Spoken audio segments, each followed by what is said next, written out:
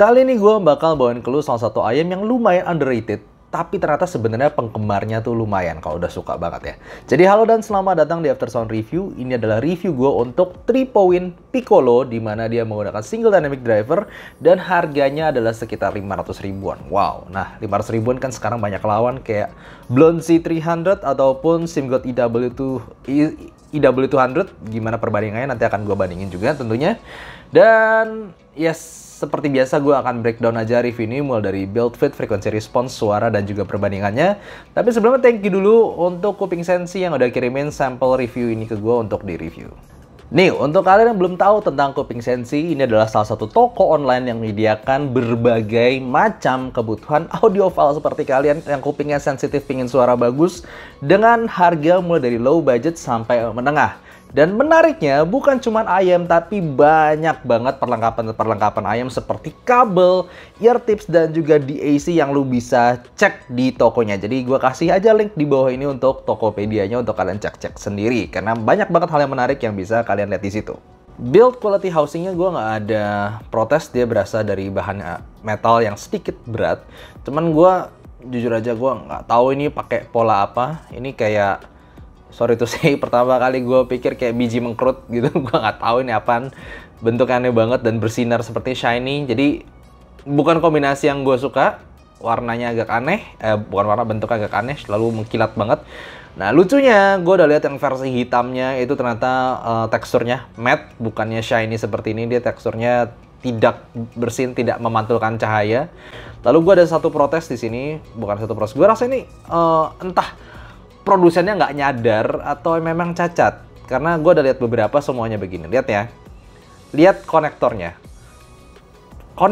itu semacam QDC Type-C tapi pendek sekali, tapi kabelnya itu full QDC Type-C. Lihat nggak? Cuma jadi ketika kita masukin ini sebenarnya cuma sedikit sekali yang masuk. Nih, cuman sedikit sekali, cuma sedikit sekali yang masuk, dan itu ketika berapa kali gue pakai ini bisa jatuh tiba-tiba, bisa lepas tiba-tiba. Itu sedikit hati-hati aja. Nih, gue contohin, ini full QDC Type-C ya, KZ-AS24. Ini gue masukin, lihat nggak? Ininya nih, si konektornya. Si punya 3-point ini pendek banget, si punya ini KZ ini panjang, kelihatan. Dan ketika gue taruh di KZ, tuh, kabelnya bisa full masuk. Kelihatan sampai segini, rada dalam. Kalau tadi agak pendek, jadi gue sarankan mungkin kalian bisa ganti pakai kabel lain yang bukan QDC Type-C. Ini agak aneh. Ayamnya dibuat untuk QDC Type, kabelnya kasih QDC Type-C, tapi mount ayamnya sendiri sependek ini. Untuk kabelnya sendiri sebenarnya gue nggak ada masalah. Dia cukup ringan dan fleksibel. Tuh, fleksibel, bisa ditekuk sampai segini. Untuk fittingnya sendiri gue nggak ada masalah sama sekali. Overall cukup nyaman. Ini nggak ada sudut-sudut tajam, dan ya simply gue bisa pakai berjam-jam tanpa ada masalah sama sekali. Tambah buat gue kabelnya ini nggak ada microphonic dan sangat-sangat lentur. Nah, untuk membahas tonalnya sendiri, gue kasih frequency response-nya di sini. Dia memang punya elevation di area bass, dan mid range-nya sebenarnya cukup well balanced. Tapi habis itu langsung turun di sekitar 5 kHz. Di sekitar 5 kHz itu edge of vocal, buat gue edge of mid range. Dimana itu bikin sensasi smooth, satu lagi sensasi ketahan, atau bahkan agak ngebindeng gini nih. Kayak sensasinya kurang lepas di beberapa lagu yang butuh teriak. Tapi untuk kebanyakan lagu sebenarnya bikin sensasi smooth juga. Dan treble-nya sendiri smooth tanpa roll off terlalu banyak. Jadi dia bisa dikategorikan warm balance. Dia lumayan ada bassnya, lumayan ada vokalnya, smooth, treble-nya nggak ada yang tajam-tajam sama sekali. Mulai dari bassnya dulu, ini adalah bass yang cukup nyantui, bassnya nggak kecepetan, nggak kelambatan, tipe yang adaan dengan tekstur yang lumayan bagus. At least gue kasih lagu pop atau top 40 ataupun lagu apa aja itu kebanyakan oke. Cuman bukan tipe yang bisa diajak ngebut. Vokalnya ini buat gue pedang bermata dua, karena gini loh, dia lumayan maju di early ear gain-nya 2, 3, 4, 5 kHz itu agak sedikit maju, dan itu yes, lu bisa ngerasain vokalnya itu well balanced mode. Gue kasih vokal cowok, vokal cewek itu cukup bagus. Cuman ketika di 5 kHz ada lumayan menukik. Lumayan menukiknya itu bikin suaranya itu tidak lepas di ujung nada. Apalagi kalau misalnya gue dengerin lagu-lagu semacam Lisa, yang bukan Lisa Blackpink ya, Lisa yang nyanyi Gureng Ye Homura, ataupun gue dengerin lagunya Keala Settle, ataupun gue dengerin lagunya Adele. Ini ketika mereka teriak itu nggak lepas, energinya kayak ketahan langsung tiba-tiba turun, padahal sebelumnya udah naik tiba-tiba turun gitu loh.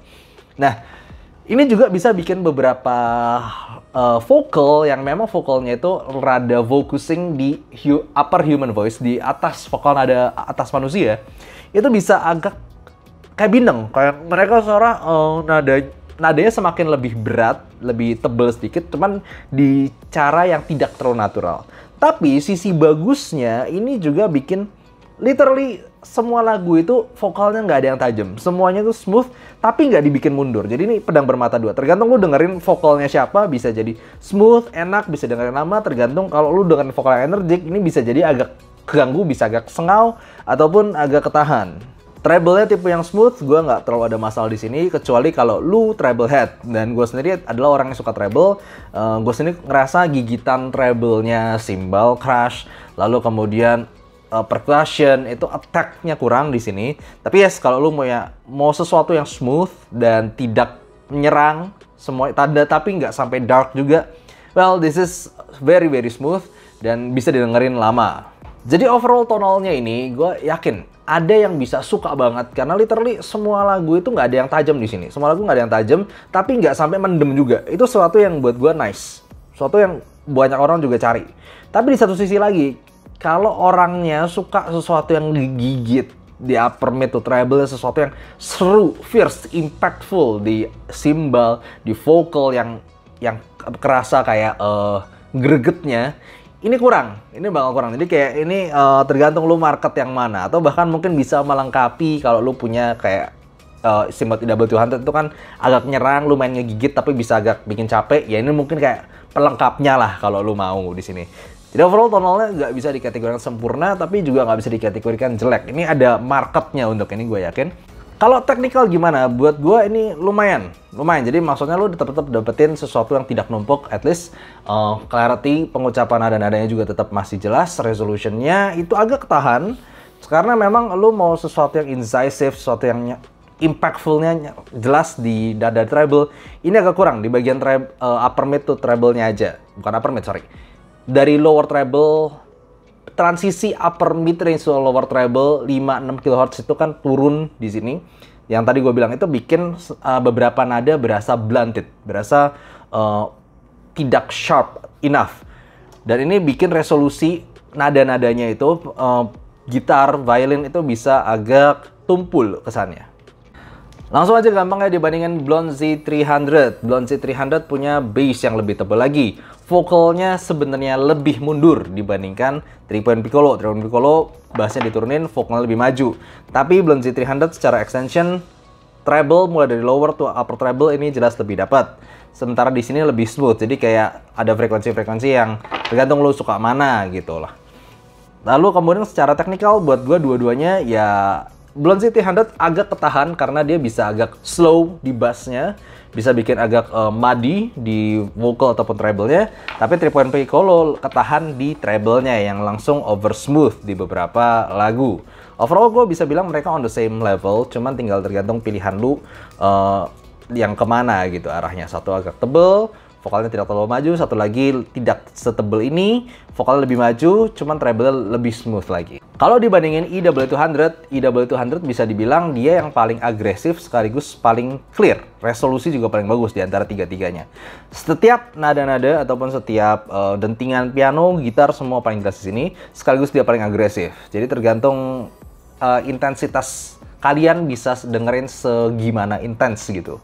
Segimana level toleransi kalian terhadap suatu suara. Kalau gua jujur EW200 ini masih oke banget. Gue dengerin lama nggak capek. Tapi gue tahu ada beberapa orang di sana yang dengerin EW200 bisa terlalu agresif. Bisa mungkin pilih 3-point Piccolo karena memang dia tidak se-energik, tidak se-bright, tidak se-impactful EW200. Dia overall bisa kasih sensasi yang lebih nyantai, atau bahkan bisa dibilang ini kayak sekilas kayak pelengkapnya lah. Satu lu pingin yang nyantai, satu lu pingin yang agresif tapi clear. Jadi overall gue ngerasa si 3-point Piccolo ini memang agak underrated karena dia bisa kasih kayak sweet spot, dia bisa diantara Blonde Z300 ataupun si EW200. Cuman kelemahannya memang salah satu yang buat gue lumayan itu lebih ke ini ya, daripada build quality kayak design choice. Gue nggak ngerti kenapa dia pakai yang sependek ini. Jadi gitu aja untuk review kali ini. Yes, this is quite good and I feel this quite underrated. Mungkin kalau lu pingin yang kategorinya tadi kayak di antara Blonde Z300 ataupun EW200, cobain ini. Gitu aja, thank you for watching, see you next time, bye bye.